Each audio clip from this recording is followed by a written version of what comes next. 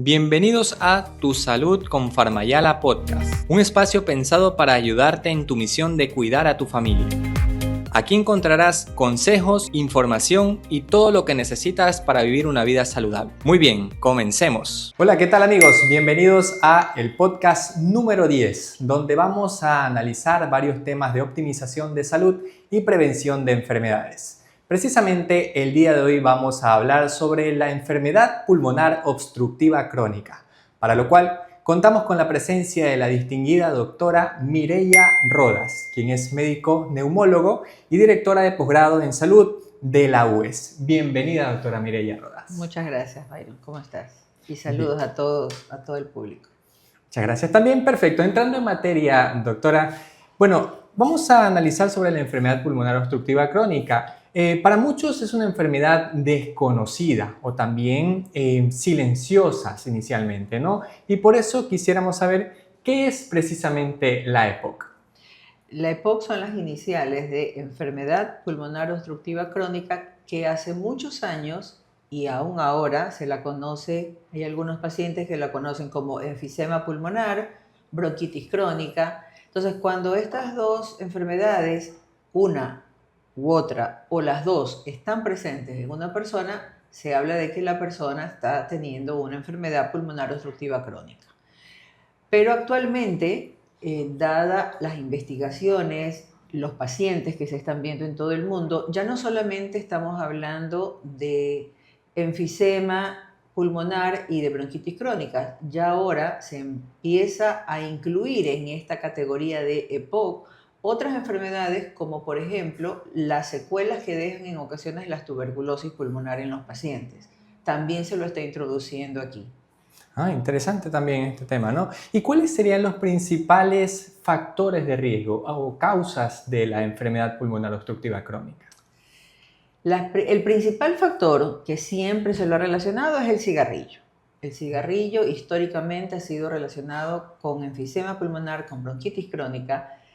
Sin embargo, hoy por hoy, en países como el nuestro, donde hay áreas geográficas de bajas temperaturas, donde se utiliza la leña para cocinar, para calentar el ambiente, que se lo ha usado desde hace mucho tiempo, también la exposición al humo de leña, así como la exposición al cigarrillo, también es un factor predisponente y en nuestro país no hay una cantidad escasa de estos pacientes. Cuando uno habla de cigarrillo, siempre lo relaciona como, más que nada, pacientes masculinos. Pero cuando yo estoy hablando de enfermedad causada por la exposición al humo de leña, estamos enfocándonos un poco más en los pacientes femeninos. Son esas señoras de más o menos 60 años, un poco más, que llegan y empiezan a tener síntomas y no se sabe qué es y muchas veces son catalogadas de bronquitis y cuando finalmente uno hace una historia clínica un poco más detallada y empieza a remontarse desde dónde nació, a los 8 años ya por lo general empezaban a cocinar, recuerden, y estamos hablando de desde los 8 años hasta quién sabe, probablemente mucho más ya en la edad adulta, recién empezaron a migrar de la leña a otros medios para cocinar. Entonces sí tenemos años de exposición. Entonces son personas que también están padeciendo esta enfermedad. Exactamente. ¿Y qué papel juega acá la contaminación ambiental en el desarrollo del EPOC o incluso también factores ocupacionales que están también relacionados a esta enfermedad? Así es. En menor cuantía, por decirlo así, sabemos todos que la contaminación ambiental es un factor que está presente y va a estar presente siempre. No es una de las ciudades, por ejemplo, que tiene mayor, a nivel de Latinoamérica, que tiene mayor contaminación, es la Ciudad de México, y es una población que tiene muchos pacientes con EPOC, por ejemplo. Entonces, también tiene un impacto la contaminación ambiental. Por eso se habla mucho de trabajar mucho en ese sentido. En cuanto a las ocupaciones, sí, Y ahí uno tiene que ver más que nada con exposición a ciertos materiales de construcción, a ciertos humos. Entonces hay muchas ocupaciones. Por eso es que siempre lo primero que uno tiene que conversar cuando conversa con los pacientes es protegerse. Exacto. Protegerse la vía aérea, porque no le vamos a decir al paciente que cambie de trabajo, no siempre lo puede hacer, pero sí que se proteja. El papel del equipo de protección personal del que tanto se habla, ¿no? Así es. Bien, también es importante reconocer o analizar por qué esta enfermedad es básicamente silenciosa o en muchos casos desconocida para los pacientes, a sabiendas que es, según la Organización Mundial de la Salud, ocupa el 4º puesto de las causas de mortalidad, ¿no? Y es algo contradictorio. Así es.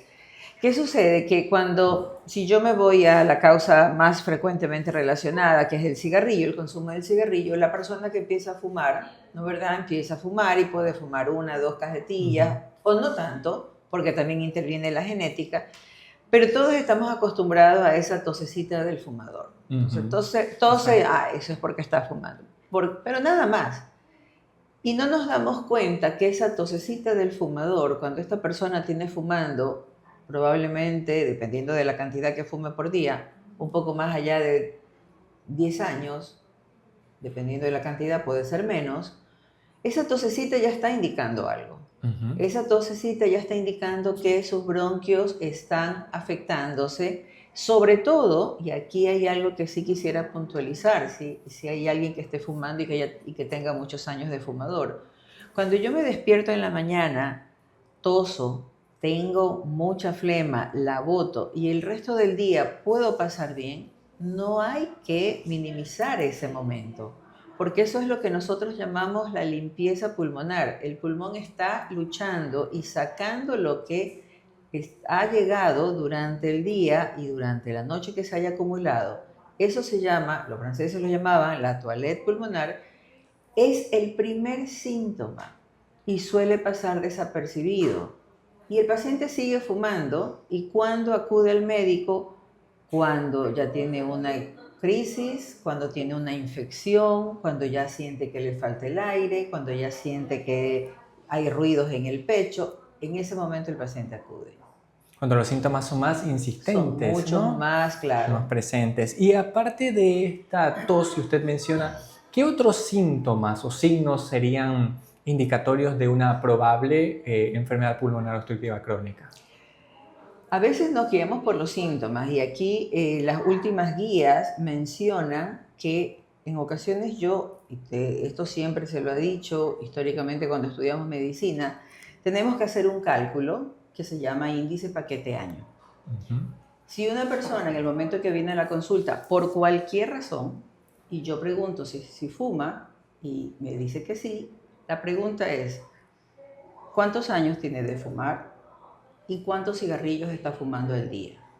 Con esos 2 factores, yo saco una fórmula que es el índice paquete año y ya me va a dar un valor. Si ese valor me habla de 10, yo le tengo que decir al paciente, usted tengo que hacer la intervención, aconsejarlo que deje de fumar y empezar a hablarle ya de la EPOC. Y si ese valor está en 20, yo tengo que pedir pruebas como una espirometría y una radiografía, así el paciente no me refiere a síntomas respiratorios. Porque ahora sabemos que hay pacientes que tienen pocos síntomas, pero no significa que no esté afectándose su vía aérea y su pulmón. Y tenemos pacientes que tienen síntomas, pero que cuando uno hace las pruebas no están tan afectados. Entonces no puedo quedarme solo a esperar a los síntomas, tengo que intervenir como médico antes de que los síntomas aparezcan. Exactamente, sí, así es. Y respecto a las diferencias con otras enfermedades respiratorias, ¿cuáles serían las principales diferencias con el asma, por ejemplo, y otras afecciones respiratorias? Claro, la diferencia con el asma, por ejemplo, por lo general, el asma es hereditaria. Generalmente hay un asma que es ocupacional, pero generalmente es hereditaria. Yo lo puedo ver en la mamá, el papá, en los abuelos, en los hermanos, una. Segundo, el asma tiene síntomas episódicos. Tiene una crisis, tiene tos, tiene falta de aire, que es la disnea, tiene dolor en el pecho, sibilancia, que son los silbidos que a veces se escuchan, y cuando se trata se va. Y el paciente asmático, fuera de una crisis, hace su vida normal. Pero en el EPOC, cuando ya está instaurado el EPOC, los síntomas no se van. Hasta que yo no haga un tratamiento, hasta que yo no tenga un control y un seguimiento como tiene que ser, el paciente va a seguir con tos, va a seguir con esa falta de aire, va a seguir escuchando esos ruidos en el pecho. Entonces, lo uno es permanente y lo otro puede venir episódicamente. Y lo otro es que en estas enfermedades, en el asma, por ejemplo, suelen haber otras enfermedades. Siempre nosotros preguntamos por rinitis y por alergias a los alimentos. Son 3 enfermedades que se están relacionando: asma, rinitis y alergia alimenticia o dermatitis atópica. Entonces, cuando hay esas enfermedades, yo tengo sospecha de asma. Yo no lo voy a tener necesariamente eso en el EPOC. Comprendo. Y aparte de los estudios complementarios que también marcan la diferencia, Claro, ¿verdad? por supuesto. Así es. Y respecto a estos estudios complementarios, ¿qué pruebas específicas van a ser muy útiles para poder diagnosticar la EPOC? Mire que para EPOC y para asma, que son enfermedades que afectan la vía aérea, es decir, la tráquea, los bronquios, la prueba diagnóstica no es una radiografía, no es lo primero que uno pide, no es una prueba de sangre, pero sí es una espirometría.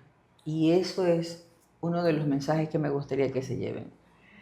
Si algún familiar o yo tengo una sospecha de asma, alguien me habló de que puedo tener EPOC, como dijimos, EPOC, enfisema, bronquitis crónica, tenemos que hablar y pedirle también al médico, de sugerirle que nos mande a hacer una espirometría. Es el examen que a mí me va a indicar qué tan afectada está la vía aérea. Y en esa espirometría yo ya puedo también empezar a discernir, después de haber hecho un buen interrogatorio, si el paciente es un asmático o si el paciente más se inclina hacia un EPOC. Porque yo puedo tener asmáticos que fuman. Exacto. Y de hecho hay asmáticos que fuman, que no deberían, pero lo hacen. Entonces es muy difícil saberlo, pero con la espirometría más otros exámenes complementarios, ahí sí me puedo ayudar. Puedo marcar la diferencia entre eso, ¿no? Bien, y sobre la EPOC, muchos pacientes se preguntan, sobre todo cuando son diagnosticados inicialmente con esta enfermedad, ellos se preguntan sobre el tratamiento o la cura. ¿Esta EPOC tiene cura? ¿Todo volverá a la normalidad o hay un daño permanente? Me gustaría decir que sí, pero hasta el momento no hay una curación como tal, por eso los médicos y sobre todo los neumólogos que trabajamos en este campo estamos en una campaña permanente de hacer un diagnóstico temprano, identificar a las personas en riesgo y tratar de seguirlas. Si tienen que evitar dejar el cigarrillo, acompañarlos en dejar el cigarrillo. Si ya han estado expuestos por el humo de leña, identificar lo más pronto posible el nivel de severidad que tienen. Exacto. Y a partir de ahí empezar un tratamiento. Pero que un tratamiento tiene que ver con, no solamente los medicamentos son aerosolizados, ese es el tratamiento de base. Hay muchos, no se pueden nombrar, hay medicamentos aerosolizados individuales, hay combinaciones, hay triple combinaciones, hay diferentes dispositivos, es para hablar mucho tiempo, pero básicamente esa es la base de tratamiento para un paciente con EPOC. ¿Qué es lo que se busca? Mantener la vía aérea abierta. ¿Qué es lo que se busca? Que el paciente pueda, esa secreción que se genera en el EPOC, pueda eliminarla fácilmente. Y lógicamente que tenga una buena capacidad pulmonar, que mantenga una buena capacidad pulmonar. Por eso el tratamiento no es solo farmacológico, el tratamiento es farmacológico y además hay otras medidas que son tan importantes como los fármacos, que es ejercicios respiratorios. Parece mentira, pero muchos no sabemos respirar. Exacto. Digo yo, vamos por la vida respirando inconscientemente, pero cuando hacemos consciente la respiración nos damos cuenta que sí nos está faltando algo. Entonces, hacer ejercicios respiratorios, tener una buena alimentación, porque hoy por hoy también el hecho de ciertos esquemas de alimentación y de ayuno y todo, si lo hacemos sin supervisión profesional, pues también eso va a generar, va a ir en desmedro de nuestro organismo, porque ahí entramos a algo que está pasando. La EPOC, si yo, por lo general, yo lo empiezo o los pacientes que tienen EPOC generalmente son de 40, 50 o 60 años o más. Recordemos que ya a partir de los 30 años, si yo no tengo una buena una actividad física continua, yo voy a empezar a tener sarcopenia, de lo que mucho se habla ahora. Totalmente, Entonces, así es. hay una disminución de la masa muscular, hay una disminución de la fuerza muscular. Si yo estoy en un ambiente donde solamente tengo que estar sentada, trabajando ahí, y a lo mejor salgo tan cansada y no hago ejercicio, sin darme cuenta, yo sola empiezo a tener algunas molestias. Y si a eso le agrego que el pulmón está lesionado y que está requiriendo un trabajo, pues entonces se nos va a hacer más difícil. Exactamente. Y respecto al tratamiento, usted mencionó una parte que tiene mucho que ver con los broncodilatadores, los de aplicación respiratoria o inhalados. ¿Qué papel jugarían también los mucolíticos en esta patología? Es muy importante y de hecho hay ocasiones que estos medicamentos, estos mucolíticos han sido la N-acetilcisteína puntualmente, que es utilizada como un mucolítico, pero que dependiendo de la dosis que yo le dé, también es utilizada como un antioxidante. Y eso ayuda, porque si yo hablo, ya me voy un poco más adentro en la célula y hablo del EPOC, hay una inflamación generalizada. Y esto ahí sí me va a ayudar el antioxidante a bloquear los radicales libres, con lo cual puede llegar a tener también, va a ser de ayuda. Es como decimos, o sea, en el EPOC lo que nos puede ayudar lo vamos a hacer. Y yo creo que ahí va a depender, pero también hay que mencionar, porque a veces las personas se confían y entonces tomamos el medicamento, pero nos olvidamos de hidratarnos. Y si yo no tengo una buena hidratación, el medicamento es el mejor, pero no va a ser solamente el efecto, porque seguiré teniendo esa secreción deshidratada y pegada, acumulada y pegada en la vía aérea, con lo cual no va a salir. El medicamento no va a hacer efecto. Entonces va de la mano con la hidratación. Sí, exactamente. Y en el otro punto está en el tratamiento no farmacológico que usted había mencionado previamente. ¿Cuál sería ese tratamiento o esas estrategias que forman parte del tratamiento no farmacológico, aquellas más idóneas según usted considere que serían ideales para el paciente? Que yo lo estoy haciendo no solamente para los pacientes, sino toda persona debería tener un nivel de actividad física que realmente cuesta cuando a veces uno ha tenido un ritmo de tener una actividad física y por a veces motivo lo deja un tiempo, cuesta retomarlo, pero sin embargo recordemos siempre que la idea a lo mejor no es estar esbelto, pero la idea es estar activos y autoválidos. Entonces, ¿qué es lo principal? La base de siempre, buena alimentación, una buena actividad física, y en buena actividad física en EPOC estamos hablando de rehabilitación pulmonar y ejercicio general de todo el cuerpo, mantenernos activos siempre. Y también viene ahí de la mano un poco si es necesario a veces el apoyo psicológico, porque también recordemos que las emociones nos afectan. Y si lo primero que yo hago, si estoy estresado o angustiado, mi frecuencia respiratoria se va a elevar. Por lo tanto, yo puedo empezar a generar un mayor desgaste energético. Y eso de hecho, hay personas que vienen muy angustiadas y están pasando una situación de estrés familiar, personal o como sea, y ellas piensan que es que su enfermedad empeoró. O ellas o la familia piensa que su enfermedad empeoró. Entonces hay que ver muchas cosas. Pero es buena alimentación, actividad física, buenas horas de sueño, que también es importante. Si yo no le doy a mi cuerpo el tiempo que necesita para recuperarse, no es que porque yo me duerma 12 horas al día siguiente se va a recuperar. Hay algo que se llama deuda de sueño. Exacto. Y eso se va acumulando.